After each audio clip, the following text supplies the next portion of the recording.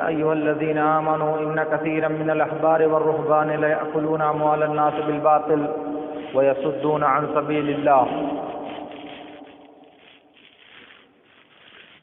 معزز حاضرین، اللہ کے رسول صلی اللہ علیہ وسلم نے ارشاد فرمایا،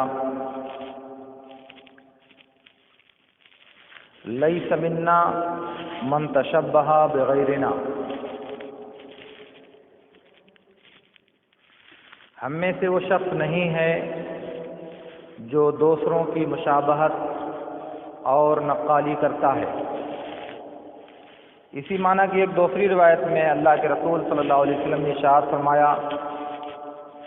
من تشبہ بقوم فہو منہم، جو کسی قوم کی مشابہت اور ان کی موافقت اختیار کرے گا وہ انہی میں سے ہو جائے گا۔ یہ حدیث انتہائی سخت وعید بیان کرتی ہے ایسے لوگوں کے لیے جو دوسری قوموں کی نقالی یا ان کی مشابہت اختیار کرنے کی کوشش کرتے ہیں۔ مشابہت کا جو ضابطہ ہے وہ دو چیزوں میں ہے۔ ایک چیز تو یہ ہے کہ انسان دوسری قوموں کے جو مذہبی اور دینی شعار اور شناخت ہے اس میں ان کی نقالی کرے، اور دوسری چیز جو کسی قوم کا قومی نشان، قومی شعار اور قومی شناخت ہے اس میں ان کی مشابہت اختیار کی جائے تو وہ اس حکم میں شامل ہوگا۔ گویا کہ مشابہت کا جو قاعدہ ہے وہ قاعدہ دو چیزوں میں واضح طور سے اس ممانعت میں شامل ہے۔ اگر کسی قوم کے مذہبی یا قومی شعار کی نقالی کی جائے تو وہ مشابہت کے ناطے حرام اور ناجائز ہوگی، لیکن اگر دوسری اقوام کے ہاں بعض فطری اور طبعی امور پائے جاتے ہیں جو پیدائشی طور پر عام طور سے دنیا کے بیشتر انسان انجام دیتے ہیں، تو ظاہر ہے کہ اس میں سب برابر ہیں، کیونکہ وہ ایک نیچرل اور طبعی چیز ہے، اس میں کوئی کسی کی مشابہت اختیار نہیں کرتا۔ اس لیے جو طبیعت اور فطرت سے متعلق امور ہیں، اگر ان میں کسی قوم نے کسی چیز کو اپنی شناخت بنا لی ہے، جیسے مثال کے طور پر یہودیوں کے ہاں داڑھی رکھنا، یا پھر سکھوں کے ہاں مخصوص قسم کی داڑھی رکھنا، یہ سب ان لوگوں نے اپنے طور پر اپنے اپنے مذہب کی شناخت متعین کیا ہے، لیکن چونکہ یہ ایک فطری چیز ہے اور یہ انسان کی طبیعت اور اس کے نیچر سے متعلق ہے، اس لیے اس میں ان کی مشابہت کا اعتبار نہیں کیا جائے گا، کیونکہ یہ چیز اللہ رب العالمین نے طبعی طور سے متعین کیا ہے۔ لیکن کسی قوم کا جو مخصوص لباس اور کسی قوم کا مخصوص جو طرز بود و باش اور کسی قوم کے معاملات کی جو مخصوص نوعیت ہے، اس میں اگر ان کی موافقت کی جائے، اس میں اگر ان کی مشابہت اختیار کی جائے تو وہ اسی حکم میں شامل ہوگا اور وہ ہمارے لیے جائز نہیں ہوگا۔ اس کی مثالیں اگر دیکھی جائیں تو سماج میں بہت سی چیزیں ہمارے پاس پائی جاتی ہیں۔ مثال کے طور پر ابھی آگے آنے والے دنوں میں 25 دسمبر کو بدتمیزی کا ایک طوفان اور تاریخ سازی کا ایک مظاہرہ کرسمس ڈے کے موقع سے کیا جاتا ہے، اور دعویٰ یہ کیا جاتا ہے کہ عیسیٰ علیہ السلام کی پیدائش 25 دسمبر کو ہوئی تھی، اس لیے اس دن ان کا جنم دن یا ان کا عید میلاد یا ان کی پیدائش کی سالگرہ منائی جاتی ہے۔ پیدائش کی سالگرہ منانے کے تعلق سے کچھ چیزیں میں آپ سے عرض کروں گا، لیکن اس سے پہلے آپ یہ سمجھ لیں کہ اللہ رب العالمین نے عیسیٰ علیہ السلام کی پیدائش کی جو تاریخ ذکر کیا ہے، اس کا جو موقع ذکر کیا ہے، وہ کھجور کے درختوں پر پھل آنے کا موسم ہے، اور اللہ رب العالمین نے عیسیٰ علیہ السلام کی والدہ کو حکم دیا تھا کہ تم کھجور کے تنے کو ہلاؤ تمہارے اوپر یا تمہارے پاس تازہ کھجور گر کر کے آئیں گے، اور ساری دنیا جانتی ہے کہ کھجوروں کے درخت پر آنے کا موسم گرمی کے دن ہوتے ہیں، سردی کے دن نہیں ہوتے۔ اسی لیے عیسیٰ علیہ السلام کی پیدائش جولائی اور اگست کے گرم دنوں میں ہو سکتی ہے تو یہ بات معقول ہے، مگر دسمبر کی سخت سردی میں ان کی پیدائش کا تصور نہیں کیا جا سکتا۔ اسی لیے پچھلے دنوں جب عالمی میڈیا نے صدام کی گرفتاری کی خبر دی اور اس کے بیک گراؤنڈ میں جب دیکھا لوگوں نے کہ پیچھے کھجور کے درخت پر کھجور لدے ہوئے ہیں اور درختوں پر پھل نظر آ رہے ہیں، تو لوگوں نے برجستہ کہا اس کا مطلب یہ ہے کہ اس کو آج سے 6 اور 7 مہینہ پہلے اس وقت گرفتار کیا گیا تھا جب کھجور کے درخت پھلوں سے لدے ہوئے تھے، کیونکہ اس کو گرفتاری جو دکھائی گئی تھی وہ جنوری کے مہینے میں دنیا کے سامنے پیش کیا گیا تھا، اور جنوری کے مہینے میں کسی بھی عالم عرب کے کسی بھی کھجور کے باغ میں پھل نہیں پائے جاتے۔ اس سے لوگوں نے اندازہ کیا اور برمحل اندازہ ہوا کہ یہ گرفتاری ابھی نہیں بلکہ آج سے 6 مہینہ یا اور پہلے کی گئی تھی، لیکن آج اس کو دنیا کے سامنے پیش کیا گیا۔ میرے عرض کرنے کا مطلب یہ ہے کہ اسی موسم کی مناسبت کی وجہ سے یہ بات دنیا کو پتہ چلی کہ یہ بات اس سے قبل پیش آ چکی تھی جب وہ گرمی کے ایام چل رہے تھے جس میں کھجور کے درختوں پر پھل نکلتے ہیں یا آتے ہیں۔ بہرحال یہ ایک ایسی بات ہے کہ جو عوام میں مشہور ہونے کے بعد دنیا کی ایک امت جو اس وقت دنیا میں سب سے بڑی آبادی عیسائیوں کی کہی جاتی ہے، وہ سب کا سب اس بات پر اتفاق ہے اور سب کے سب یہ بات مانتے ہیں کہ عیسیٰ علیہ السلام کی پیدائش کا دن 25 دسمبر ہے، جو کہ انتہائی زیادہ جھوٹ ہے۔ اور اسی لیے یہ جو متواتر اور یقینی خبر کی بات کی جاتی ہے اس کے لیے شرط یہ بھی ہے کہ جو جس بات کو تواتر سے بیان کیا جا رہا ہے وہ مشاہدہ اور دیدار یعنی دیکھنے اور نظر سے متعلق ہو، اور پھر اس کے بعد سب کا اتفاق پایا جائے، جبکہ عیسیٰ علیہ السلام کی پیدائش کے موقع کی جو تاریخی روایت ہے اس وقت تاریخ کی روایت کا سلسلہ موجود نہیں تھا، اسی لیے عیسیٰ علیہ السلام کے زمانے کے لوگوں نے مشاہدہ کر کے اس بات کی خبر نہیں دیا ہے، مشاہدہ دیکھ کر کے اس بات کو نہیں بتایا کہ ہم نے دیکھا، بلکہ ایک ایسی روایت چل پڑی جس کی ابتدا جہاں سے شروعات ہے، اساس ہے، اس اساس تک پہنچنے کے لیے کوئی یہ خبر نہیں دیتا کہ ہم نے دیکھا ہے، ہم نے اپنی نظروں سے اس کا مشاہدہ کیا ہے۔ یہی بات کٹ جاتی ہے کہ یہ متواتر نہیں ہے، کیونکہ متواتر ابتدائے سند سے آخر تک ہونا چاہیے، اور جب عیسیٰ علیہ السلام کی پیدائش کا واقعہ پیش آیا اس کو کوئی بھی راوی یہ بیان نہیں کرتا کہ میں نے اپنی آنکھوں سے دیکھا ہے۔ بہرحال یہ ایک دوسرا موضوع ہے۔ سر دست میں آپ سے عرض یہ کرنا چاہتا ہوں کہ مشابہت کا یہ قانون جو اللہ رب العالمین نے امت مسلمہ کو دیا ہے،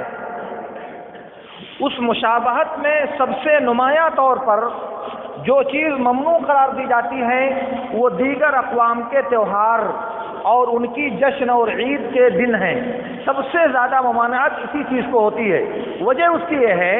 یہ بات ضرب المثل ہے تقریباً، کہ اگر کسی قوم کی تہذیب و تمدن کو دیکھنا ہو، اگر کسی قوم کی قومی حیثیت کو ملحوظ رکھنا ہو یا ملاحظہ کرنا ہو تو آپ اس قوم کے تہوار کو دیکھ لیں۔ گویا کہ ہر قوم کی عید اور ان کا تہوار ان کی قومی شناخت اور ان کے قومی تمدن کا مظہر ہوا کرتا ہے، تو اسی لیے اگر مسلمان دوسری اقوام کی اعیاد اور ان کی عیدوں میں خود کو شریک کریں گے تو گویا کہ ان کی جو تہذیبی شناخت ہے، ان کی جو تمدنی شعار ہے، اس میں مسلمان شریک ہوں گے، اور یہ مشابہت کسی کے لیے جائز نہیں ہے۔ اسی لیے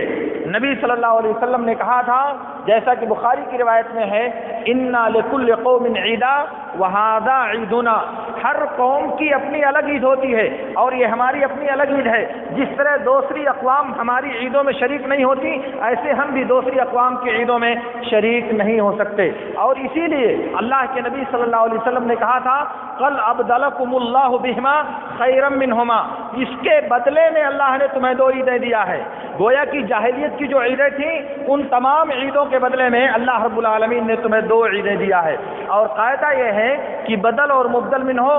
دونوں کو جمع نہیں کیا جا سکتا۔ اسلامی عیدوں کے آنے کے بعد غیر اسلامی اور جاہلی عیدیں ان کو مسلمانوں کی عیدوں کے ساتھ اکٹھا نہیں کیا جا سکتا، کیونکہ یہ عیدیں ان عیدوں کا بدل ہیں جو پہلے سے غیر اسلامی اور جاہلی طور طریقے میں موجود تھیں۔ اس لیے عید میں مشابہت اختیار کرنا اور عید میں کسی قوم کی موافقت اختیار کرنا، یہ سب سے نمایاں جو کسی قوم کی شناخت اور شعار ہو سکتا ہے، اس میں مشابہت اختیار کرنا ہے، اور یہ حرمت کے اس درجے میں ہے جس کے بارے میں نبی صلی اللہ علیہ وسلم نے کہا کہ فَهُوَ مِنْهُمْ۔ ہو سکتا ہے کہ ایسا کرنے والا اسی میں داخل ہو جائے اور مذہب اسلام سے خارج ہو جائے، علیاذ باللہ۔ اگر وہ یہ سمجھتا ہے کہ یہ جائز ہے یا بہتر ہے یا ہماری عیدوں سے بہتر ان کی عیدیں ہیں، تو پھر ایسے انسان کے کفر میں کوئی شبہ باقی نہیں رہ جاتا۔ میں عرض یہ کرنا چاہ رہا ہوں کہ آنے والے دنوں میں 25 دسمبر کو ایک مخصوص تہوار جو منایا جاتا ہے، بدقسمتی کی بات یہ ہے کہ یہ دوسری قوموں کا مذہبی شعار ہونے کے باوجود مسلمانوں کے ہاں اس کا وجود پایا جائے، مسلمانوں کے ہاں اس کا اہتمام پایا جائے، یہ بہت محرومی اور بہت زیادہ مایوسی کی بات ہے۔ لیکن اس سے زیادہ تکلیف دہ بات یہ ہے کہ اسی کی مشابہت میں، اسی کی موافقت اختیار کرتے ہوئے محمد الرسول اللہ صلی اللہ علیہ وسلم کا جنم دن منانے کا اہتمام کیا جائے، عید میلاد کو مشروع قرار دیا جائے، اسی سے نقالی کرتے ہوئے، انہی کی موافقت اختیار کرتے ہوئے، کیونکہ تقریباً 600 سالوں تک، یعنی پورے 6 صدی تک مسلمانوں کے اندر یہ طریقہ اور یہ طرز موجود نہیں تھا کہ مسلمان دوسری قوموں کی مشابہت میں یا کسی بھی طرح سے وہ اپنے نبی کا عید میلاد منانے کا اہتمام کرتے ہوں۔ یہ ابتدا 6 صدی ہجری کے بعد مسلمانوں میں وجود پذیر ہوئی، اور عراق کی سرزمین جو فتنوں کی سرزمین ہے، وہاں سے اس کو آغاز دینے کا تہیہ کیا گیا یا آغاز دینے کا عمل شروع کیا گیا۔ تو اس لیے یہ مشابہت جو اختیار کی گئی وہ دوسری قوموں کی اسی مشابہت کے قاعدے کا لحاظ نہ کرنے کی وجہ سے یہ برائی ہمارے اندر پیدا ہوئی۔ اسی لیے آپ جب اور آگے آئیں گے تو مشابہت کے جو مذہبی شعار ہیں اس میں تو بہت سی باتیں بہت لوگ سمجھتے ہیں، مگر مشابہت کا جو قومی شعار اور قومی شناخت سے متعلق زاویہ ہے، اس کے بارے میں بہت کم لوگ غور کرنے کی کوشش کرتے ہیں۔ جیسے مثال کے طور پر زنار کا پہننا، یہ جس کو جنیو کہا جاتا ہے، یہ ایک مخصوص قوم کی، ان کی اپنی قومی شناخت اور ان کا اپنا قومی شعار ہے۔ اسی طرح سے عورتوں کا شادی کے بعد ساڑی اور بلاؤز جیسے کپڑوں کے پہننے کا اہتمام کرنا، یہ انہی اقوام کے قومی شعار کی نقالی ہے جو بدقسمتی سے مسلمانوں میں سرایت کر گئی ہے۔ کیونکہ آپ اس بات پر جب غور کریں گے تو آپ کو نظر آئے گا کہ اللہ کے رسول صلی اللہ علیہ وسلم کے زمانے سے لے کر اور دنیا کے تمام ممالک میں عورتوں کے اندر اس لباس کے پہننے کا وجود نہیں، یعنی مسلم عورتوں کے اندر اس لباس کے پہننے کا کوئی تصور اور کوئی وجود نہیں ہے۔ لیکن ہندوستان کی سرزمین پر مسلمانوں کے درمیان یہ لباس پہننے کا ٹھیک اسی طرح سے رواج ہے جیسے دوسری قوموں کے یہاں رواج ہے۔ دوسری قوموں کے ہاں ساڑی پہننا شادی کے دن یہ ان کا اپنا قومی شعار ہے کہ اس سے یہ شناخت ہوتی ہے کہ یہ عورت اب شادی شدہ ہو چکی ہے، اس عورت کو شادی کے بندھن میں اب باندھ دیا گیا ہے، اسی لیے وہ ساڑی پہننے کا آغاز کرتی ہے۔ اگر کوئی شادی شدہ عورت دوسرے کپڑے میں یعنی ساڑی کے علاوہ دوسرے کپڑے میں نظر آئے تو اس وقت یہ سمجھا جاتا ہے کہ وہ شادی شدہ عورت نہیں ہے۔ اب اگر یہی طریقہ مسلم امہ کے اندر بھی پایا جائے، مسلم اقوام کے اندر بھی اس کی نقالی پائی جائے تو اسے کیا نام دیا جائے گا؟ ظاہر ہے کہ یہ ان کی قومی شناخت میں ان کی مشابہت ہے جو کسی بھی صورت میں جائز نہیں قرار دی جا سکتی، کسی بھی صورت میں اسے روا نہیں رکھا جا سکتا۔ اب یہ اور بات ہے کہ دینی شعور کی پختگی اور دینی ادراک کے نہ ہونے کی وجہ سے ہمیں اس بات کا احساس نہ ہو، لیکن جب تہ میں اور حقیقت تک رسائی حاصل کرنے کی کوشش کی جائے گی تو یہ بات واضح طور سے آپ کے سامنے آئے گی، کیونکہ دنیا کی تمام ممالک میں پائے جانے والی مسلم اقوام کے اندر اگر آپ لباس کے تعلق سے تجزیہ کریں گے تو آپ کو یہ لباس کسی بھی قوم کے اندر نہیں ملے گا۔ یہ صرف ہندوستان کی مسلم قوم کے اندر پایا جاتا تو آخر کہاں سے پایا گیا؟ اس کا مطلب یہ ہوا کہ اس امت نے اپنے سامنے موجود اکثریت جو بڑی تعداد میں قوم پائی جاتی ہے ان کی نقالی کرنے کے لیے یہ طریقہ اپنے اندر جذب کر لیا ہے، اور اسی لیے کہا جاتا ہے کہ اقلیت ہمیشہ اکثریت کی نقل کرتی ہے، اقلیت ہمیشہ اکثریت کی مشابہت اور ان کے جیسا بننے کی کوشش کرتی ہے۔ آپ دور مت جائیے، آپ چوتھی اور پانچویں صدی ہجری میں، چھٹی صدی ہجری میں دیکھیے یورپ اور دوسری اقوام کی طرف، تو آپ کو معلوم ہوگا کہ اس زمانے میں ان کافروں کی عورتیں باقاعدہ پردے اور نقاب کا اہتمام کرتی تھیں، اور باقاعدہ ان کے جو ملوک، شہنشاہ اور ان کے جو حکمراں ہوا کرتے تھے وہ لباس میں جبے پہنا کرتے تھے، لمبے لمبے کرتے وہ پہنا کرتے تھے، اور وہ موجود ہے ان کی تاریخ میں۔ کیوں آخر؟ اس لیے کہ اس وقت مسلم امہ دنیا کی سب سے طاقتور امت تھی، اس وقت مسلمان دنیا کے سب سے قوی اور تہذیب و تمدن میں سب سے فائق حکمراں تھے، اس لیے ان کی نقالی اس وقت یورپ اور دوسرے ملکوں کے لوگ کیا کرتے تھے۔ آج نتیجہ الٹا ہے، آج نتیجہ اس کے برعکس ہے۔ آج امت مسلمانوں کی جماعت ان دوسرے لوگوں کی نقالی کرتی ہے، کیونکہ اس وقت ان کی تہذیب اور ان کا تمدن سکہ راج الوقت کی حیثیت رکھتا ہے۔ اس لیے میرے دوستو، میں عرض یہ کرنا چاہ رہا تھا کہ اس بات کو ملحوظ رکھنا چاہیے کہ دوسری قوموں کی جو مشابہت ہے وہ مشابہت دو دائروں میں نہیں ہونی چاہیے، کیونکہ یہ دونوں حرمت میں داخل ہیں۔ ایک تو اگر ان کا کوئی مذہبی نشان، مذہبی شناخت اور مذہبی نشان ہے تو اس میں ان کی نقالی کرنا جائز نہیں۔ ان کا کوئی قومی شعار، قومی پہچان اور قومی کوئی نشان ہے، اس نشان میں بھی ان کی موافقت کرنا کسی کے لیے بھی جائز نہیں ہے۔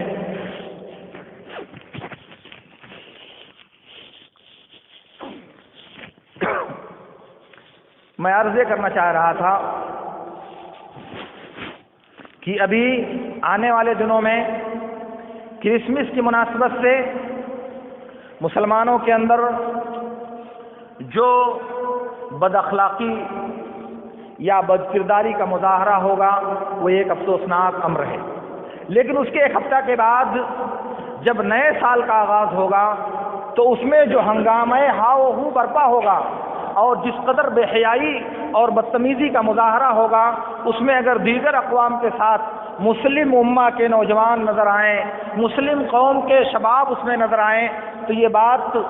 انسانوں کو سر پکڑنے پر اور خون کے آنسو رونے پر مجبور کرتی ہے۔ کیوں؟ اس لیے کہ یہ سال مسلمانوں کا سال نہیں، یہ تو غیروں کا سال ہے، اور پھر سال کی مناسبت سے جشن کا اہتمام ہمارے دین کی شناخت نہیں، وہ نصرانیوں کے دین کی پہچان ہو تو ہو، نصارہ کے دین کا جز ہو تو ہو، مگر اسلامی شریعت میں اس کا کوئی وجود نہیں پایا جاتا۔ پھر اس کو اپنانا اور اس کو برتنا یہ اسی مشابہت اور اسی نقالی کے جرم کی وجہ سے یا اس کے مرض کی وجہ سے ہمارے اندر یہ بات پائی جاتی ہے۔ اور اگر مشابہت کے قاعدے سے لوگ آگاہ ہوں اور دوسری اقوام سے اپنا تمیز اور اپنا تمایز برقرار رکھنا چاہتے ہوں تو ظاہر ہے کہ یہ طریقہ اپنانے کا جرم نہیں کر سکتے یا یہ طریقہ اپنانے کی غلطی نہیں کر سکتے۔ آپ یاد رکھیں کہ اللہ رب العالمین نے جو یہ خبر دیا ہے کہ بہت سے عبادت گزار اور بہت سے علماء ناجائز طریقے سے لوگوں کا مال کھاتے ہیں اور لوگوں کو اللہ کی راہ سے روکتے ہیں۔ رہبان اور احبار، رہبان یہ نصرانیوں کے عابد اور ان کے زاہد ہوتے ہیں، اور احبار یہ یہودیوں کے علماء اور عالم ہوا کرتے ہیں۔ ان دونوں کے بارے میں اللہ رب العالمین نے یہ خبر دی کہ یہ لوگ ناجائز طریقے سے لوگوں کا مال کھاتے اور اللہ کی راہ سے روکنے کا جرم کرتے ہیں۔ یہی حال امت مسلمہ کے مولویوں اور امت مسلمہ کے عابدوں کے اندر بھی پائی جاتی ہے۔ ہماری امت کے علماء اور ہماری امت کے زہاد بھی اپنی جیبیں بھرنے کے لیے، اپنا شکم پر کرنے کے لیے یہ طریقہ اپناتے ہیں جو طریقہ گزشتہ امتوں کا تھا۔ اور جب یہ بات کہی جاتی ہے تو لوگ بہت چراغ ہوتے ہیں، ان کے چہرے سرخ ہو جاتے ہیں مارے غضب کے۔ چہرے یہ یہود و نصارہ کی بات تم مسلمانوں پر فٹ کرنے کی کوشش کیوں کرتے ہو؟ یہ تو بہت بڑے جرم کی بات ہے کہ اللہ رب العالمین نے جو یہود و نصارہ کی صفت بیان کیا ہے آپ اس کو لا کر کے مسلمانوں پر فٹ کرتے ہو، یا ہمارے علماء اور ہمارے مفتیان کرام پر آپ فٹ کرنے کی کوشش کرتے ہو۔ ظاہر ہے کہ یہ اعتراض کج فہمی یا کم فہمی کا نتیجہ ہے، ورنہ تو نبی صلی اللہ علیہ وسلم نے کہا تھا، یہ حدیث تقریباً متواتر ہے، مختلف الفاظ کے ساتھ مختلف معانی سے اسی معنی کے مختلف الفاظ کے ساتھ نبی صلی اللہ علیہ وسلم سے ثابت ہے۔ لَتَتَّبِعُنَّ سَنَنَ مَنْ كَانَ قَبْلَكُمْ شِبْرًا بِشِبْرٍ ذِرَاعًا بِذِرَاعٍ حَتَّى لَوْ دَخَلُوا جُحْرَ ضَبٍّ لَدَخَلْتُمُوهُ۔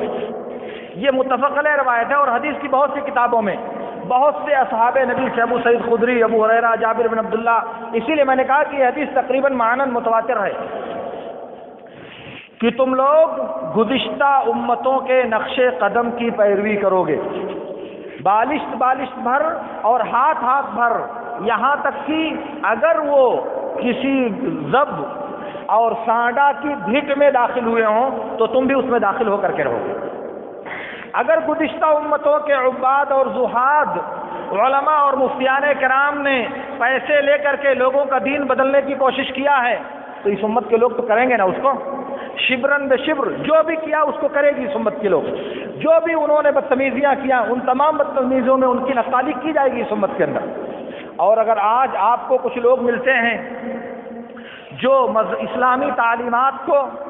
اللہ کی شریعت کو، اللہ کے دین کو اپنی پسند کے مطابق ڈھالنے کی کوشش کرتے ہیں، اپنی عوام کی مرضی اور ان کی راحت کے مطابق تبدیل کر کے